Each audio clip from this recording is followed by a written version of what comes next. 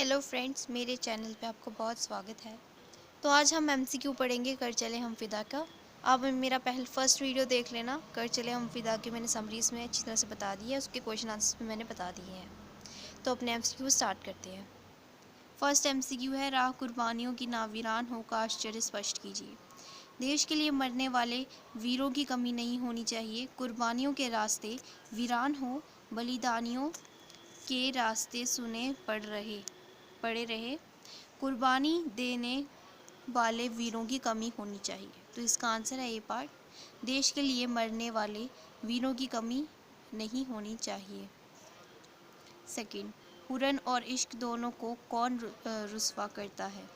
जो अपने प्रियतम की बात नहीं मानता, जो सैनिक अवसर आने पर बलिदान नहीं देता, जो सैनिक मातृभूमि के लिए अपना बलिदान देते हैं, उपयुक्त सभी। तो इसका आंसर है जो अवसर आने पर अपना बलिदान नहीं देता, बी पार्ट। थर्ड, मरते मरते रहा बागवन साथियों का अर्थ क्या है?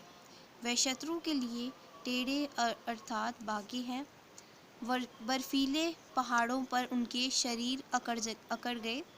जवानों में साहस और वीरता की कमी नहीं थी, उनके साथियों का स्वभाव टेढ़ा था। इसका आंसर है सी पार्ट, जवानों में साहस और वीरता की कमी नहीं थी। फोर्थ पार्ट, इस कविता की ऐतिहासिक पृष्ठभूमि क्या है? भारत पाक युद्ध, भारत चीन युद्ध, भारत स्वतंत्रता संग्राम, आतंकवाद से संघर्ष। इसका आंसर है बी पार्ट, भारत चीन युद्ध। फिफ्थ, फिर भी बढ़ते कदम को ना रुकने दिया। बढ़ते कदम का क्या अर्थ है? जान बचाने के लिए उठते कदम, शत्रु को खदेड़ने के लिए उठते कदम, सीमा पार करने के लिए उठते कदम, चलने की कोशिश करने के कदम। तो इसके आंसर है इसका आंसर है शत्रु को खदेड़ने के लिए उठते कदम, बी पार्ट। सिक्स्थ है, सैनिक का एकमात्र उद्देश्य क्या होता है? धन कमाना, वर्दी पहनना, दुश्मन पर गोली चलाना, देश की रक्षा करना। इसका आंसर है डी पार्ट, देश की रक्षा करना जो है सैनिक का एकमात्र उद्देश्य होता है। सेवेंथ, आज़ाद होने के बाद सबसे मुश्किल काम क्या है? इतिहास लिखना, देश को संभालना, आज़ादी बनाए रखना, आज़ाद रहना। तो इसका आंसर है सी पार्ट, आज़ादी बनाए रखना। एट्थ, हमारी भारत भूमि किसके आंचल के सम्मान पवित्र है? नारी के, माता के, कन्या के, सीता माता की। हमारी जो कविता उसमें बताया है कि सीता माता के सम्मान, मतलब सीता माता की उन्होंने बात की है कविता में। तो इसका आंसर है डी पार्ट, सीता माता के। नाइन्थ, इस कविता से क्या संदेश मिलता है? देश प्रेम का, देश पर मर मिटने का, संकट के समय देश पर सब कुछ वार देने का, सभी। इसका आंसर है डी पार्ट, सभी। इसमें संदेश क्या मिलता है? इस गीत से संदेश मिलता है देश प्रेम का, देश पर मर मिटने का, कोई संकट आए उस वक्त देश से सब कुछ वार देने का संदेश मिलता है। 10th, सीमा पर देश के सैनिकों को किन मुसीबतों का सामना करना पड़ा था? बर्फीले पहाड़ों पर रहने का, संघर्ष करने का, दुश्मन से लड़ना पड़ता है, सभी। इसका आंसर है डी पार्ट, सभी।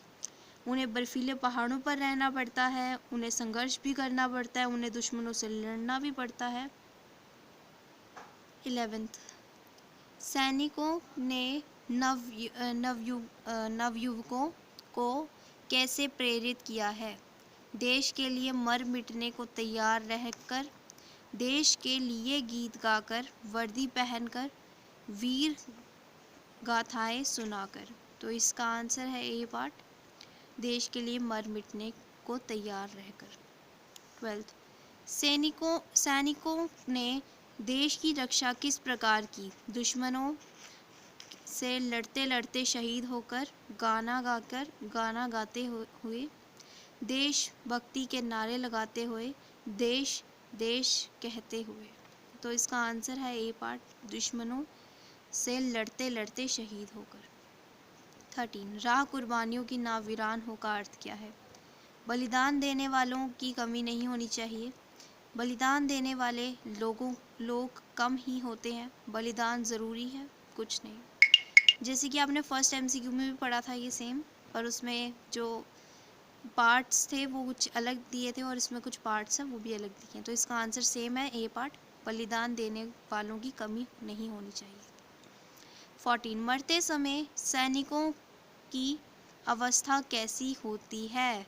दयनीय, करुणा भरी, घबराने वाली, देश प्रेम और आन बान से भरपूर। तो इसका आंसर है डी पार्ट, देश प्रेम और आन बान से भरपूर। उनको कोई डर नहीं लगता, ठीक है ना, इससे वो घबराते कभी नहीं है, वो देश प्रेम और आन बान से भरपूर होते हैं। 15 सर हिमालय का ना झुकने दिया से क्या भाव है? हिमालय की सुरक्षा, पत्थरों को ना तोड़ने देना, वृक्ष ना कटने देना, देश के मान सम्मान की रक्षा। तो इसका आंसर है डी पार्ट, देश के मान सम्मान की रक्षा करना। 16 सैनिकों को किस बात की खुशी हो रही है? उन्होंने अपने देश की शान में कोई दाग नहीं लगने दिया कि वह बहादुर है। उन्होंने दुश्मन को हरा दिया, किसी बात की नहीं। तो इसका आंसर है उन्होंने अपने देश की शान में कोई दाग नहीं लगने दिया। 17 सैनिक देश को किसके हवाले करके जा रहे हैं? माता पिता के, भाई बहनों के, दोस्तों के, देशवासियों के। इसका आंसर है डी पार्ट, देशवासियों के हवाले सैनिक जो हैं वो देश को छोड़ कर जा रहे हैं। 18 कैफ़ी आज़मी मुल्क किस भाषा के शायर हैं? जो कैफ़ी आज़मी हैं, जो इस कहानी के लेखक हैं, कविता के लेखक हैं, वो कौन सी भाषा में शायर, कौन सी भाषा के शायर हैं वो? अरबी, यूनानी, सभी, उर्दू। इसका आंसर है डी पार्ट, उर्दू। 19 कैफ़ी आज़मी का परिवार कैसा परिवार था?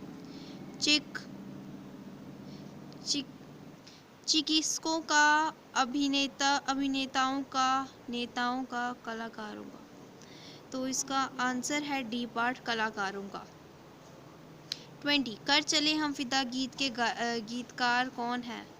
ये जो कविता है, ये जो कर चले हम फिदा कविता है, उसमें जो गीत है उसके गीतकार कौन है? कैफ़ी आज़मी, पंत, मोहम्मद रफ़ी, कोई नहीं। इसका आंसर है डी पार्ट, कैफ़ी आज़मी। मैंने आपको फर्स्ट वीडियो में पहले बताया था कि इसमें जो कविता है, कविता का जो लेखक है वो कौन है, गीतकार कौन है? कैफ़ी आज़मी। और मैंने कैफ़ी आज़मी के बारे में थोड़ा बताया भी है उस वीडियो में, तो आप उस वीडियो को देख लीजिएगा ताकि आपको अच्छी तरह से इस वीडियो को समझ आ जाए, आपको ये सारे चैप्टर अच्छी तरह से आ जाए, ठीक है। तो इसी तरह से हमारे MCQs भी कंप्लीट होते हैं।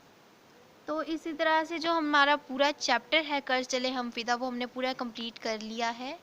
तो मैं आपको डिस्क्रिप्शन बॉक्स में लिंक डाल दूँगी, वो वाला आप वहाँ से देख लीजिएगा। अगर आपको ये वीडियो अच्छा लगे तो please like, share and comment, subscribe ज़रूर करेगा। Okay, thank you, have a nice day.